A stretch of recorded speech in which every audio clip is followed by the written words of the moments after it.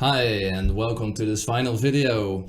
This is the making of Jens East running featuring Elske, and in this part we will look at the mastering, the referencing and some bonus material. So you can see here my mastering session for the song, and well, unfortunately I switched my isotope ozone version, so I can't show the exact settings anymore. But mastering for me basically is ensuring that your record can compete with other records on the radio and on YouTube and on Spotify, and it sounds like it's expected. And in mastering, I think you mostly add loudness and you glue it a little bit together, but it's really the final percents of how a mix is edited. So basically you want an amazing sounding mix before you master, and then with mastering it's like, oh yeah, okay, so that's the finishing touch, but it shouldn't change a lot.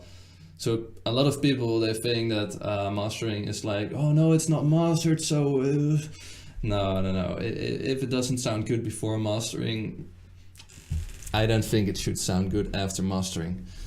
Well, this is a typical mastering session of mine. So I use isotope ozone and well, in this case apparently a limiter, and I took out some of the lows. Yeah, and what I always do when I master it, so I also do this when I mix, so I compare to famous radio songs, so I know I'm on the right levels and I know the frequencies are filled in approximately the same way. Because people like these songs, I like this song, and if I listen for a long time, I lose my objectivity towards the song. So I compare it to other songs. So I can really recommend this. Always compare your song to other songs that you like and which sound similar. So in my case, I thought these songs, so Thinking About You, Calvin Harris, Eagle Eyes, Martin Savage Plus One, and Outlines from Mike McGough, they were really similar to what I was doing with running, so I compared them. So it's important when you're doing the mastering, and then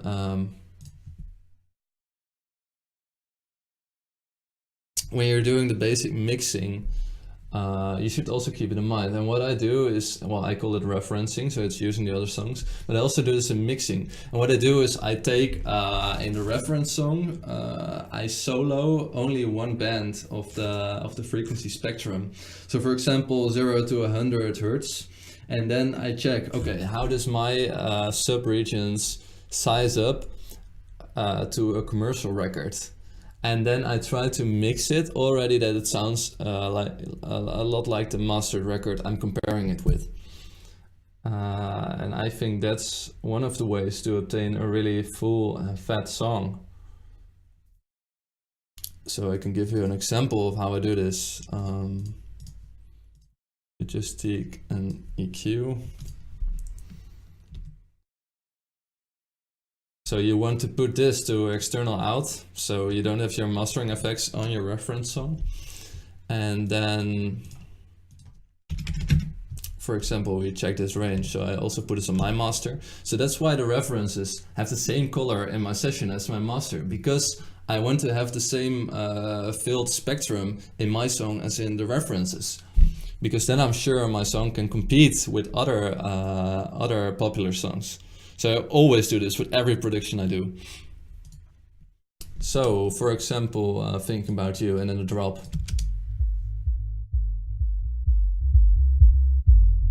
And then my song.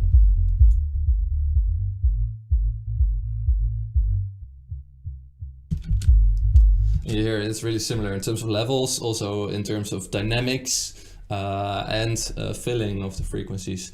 Well, let's take another band. So I always go this band by band, so 0 to 100, and then 100 to 200 hertz, and then 2 to 400, 400 to 800, 800 to 1600, and I keep doubling it. So let's do, for example, 400 to 800.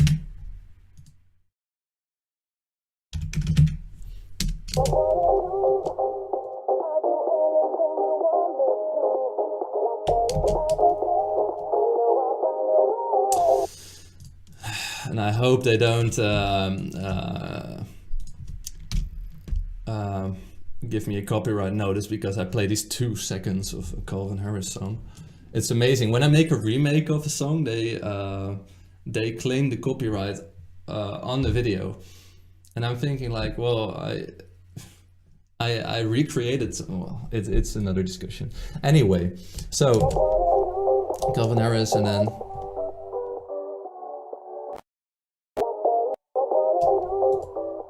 I'm like, okay, does that work? And then I'm like, okay, do I want that frequency range to be like that song? Because I have several references, and I choose a reference because it represents the kind of drop I want to make, or the kind of verse I want to make, or the kind of compressed thing I want to make. For example, this one, Morgan Page, The Longest Road, it's a terrible mix, but it had some elements in, well, at least that's my opinion, it had some elements in it which were lacking in my mix. So I was like, oh, that's a good reference to get certain elements up to key. So +1, well,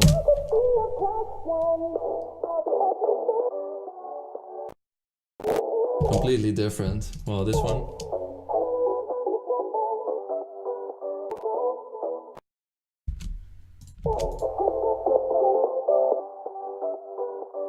and then mostly I put it to around -10 or -8 because I leave a lot of headroom.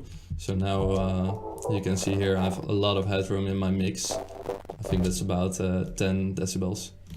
So if you want to do a fair comparison, choose a good reference level and then compare it on all the levels and well, make the edits. So for example, if I add this operator right here,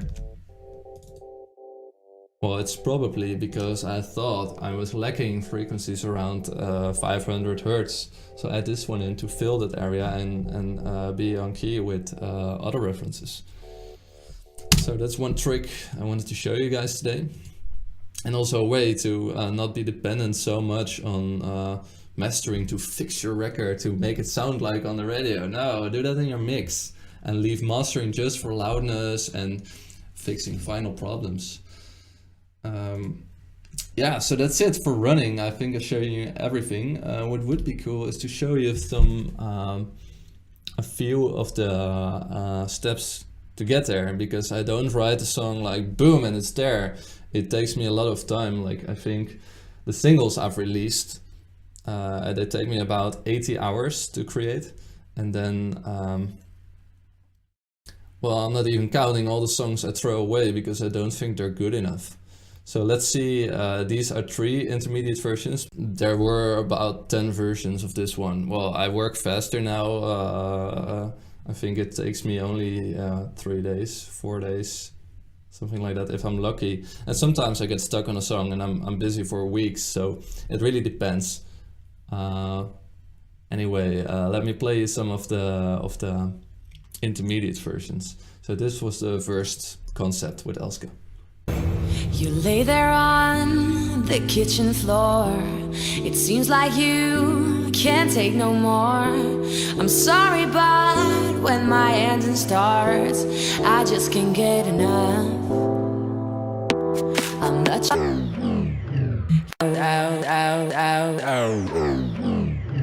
You drill me, you thrill me, then slowly kill me. You make my boundaries disappear. You discipline me and move me quickly, but every time I volunteer again.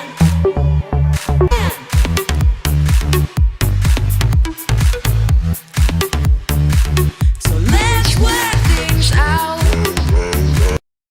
So completely different. And then the, well, halfway version. The guitars and vocals.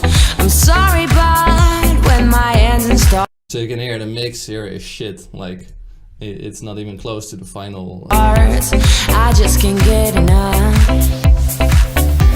I let you up, tell me, you thrill me, then slowly kill me. You make my boundaries disappear.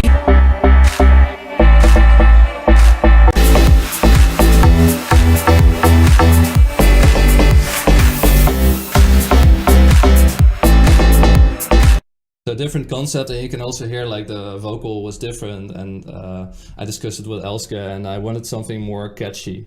So we introduced the running thing because it would be more hooky. And then the pre-final version.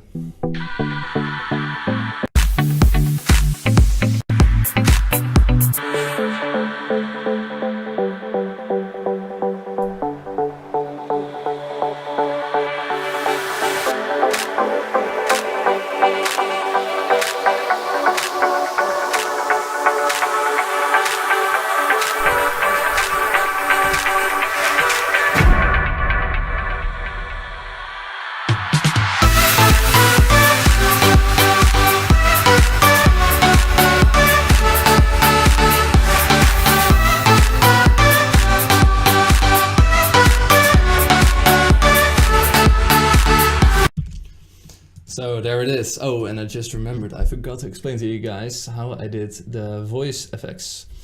So the glitchy vocal, that's this one.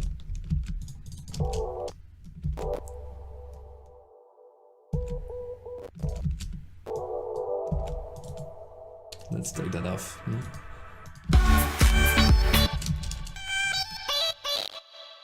And that's just cutting a part of the vocal and clipping it. And also changing the time. So if we take this sample and look at it, we can extend it.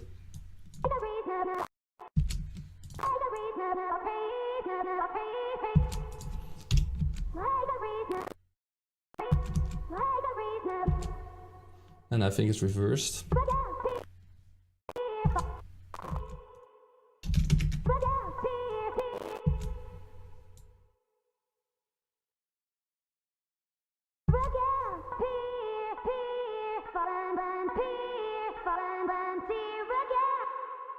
Oh yeah, so there. So I made a glitching thing and then I cut from that, so here she sings Volunteer Again. Well, anyway, I cut and I paste, and then I come to these glitched vocals. And here I did the same, like with the... But this is just a sampled part of the vocal again, like the same I did with the vocal lead. So.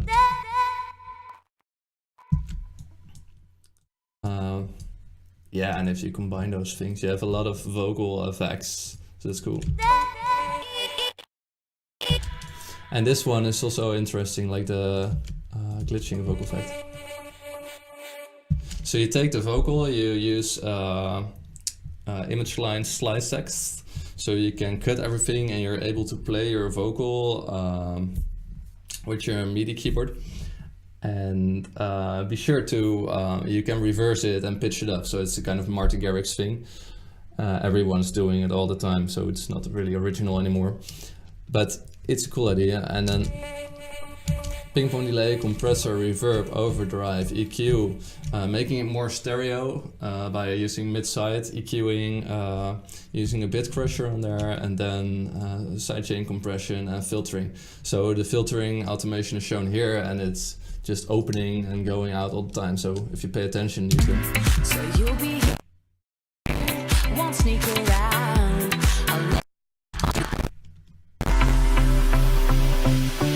Running. So that's it. All of running. You know all the secrets now, and if you have any more questions, you can always shoot a message here on YouTube. So guys, thanks for watching. I hope you enjoyed it. Let me know if you have any requests for other videos, for remakes for other videos, or whatever. Be sure to like and subscribe, and also check out my music on Spotify, and maybe buy something on iTunes if you want to support me, or drop a follow on SoundCloud, Spotify, Facebook, anywhere if you want to support me. It's really welcomed. And again, thanks for watching, and see you soon.